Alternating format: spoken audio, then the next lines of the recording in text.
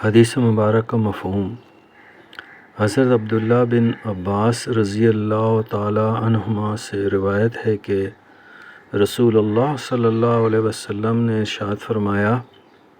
جو شخص اس حال میں صبح کرے کہ وہ اپنے والدین کا مطیع و فرمانبردار ہو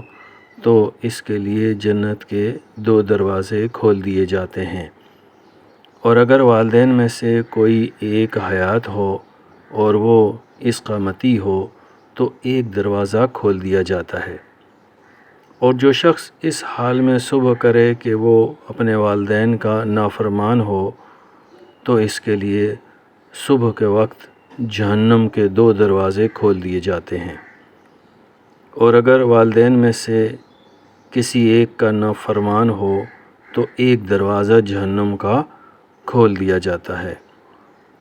ایک شخص نے سوال کیا، اگرچہ والدین ظلم کریں؟ رسول اللہ صلی اللہ علیہ وسلم نے ارشاد فرمایا، اگرچہ وہ دونوں اس پر ظلم کریں،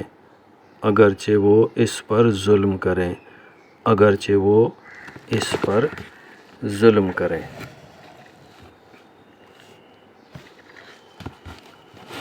دیکھ لیجئے رسول اللہ صلی اللہ علیہ وسلم نے کیا تعلیم ارشاد فرمائی، والدین خواہ ظالم ہی کیوں نہ ہوں، اولاد کا کام ان کا احتساب یا اصلاح کرنا نہیں ہے،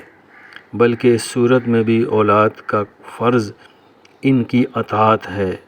ان کی فرمانبرداری ہے۔ والدین سے ان کا رب خود حساب لے لے گا، لیکن اس صورت میں اولاد نافرمانی کرے گی تو وہ اللہ کے یہاں غضب کی مستحق ہوگی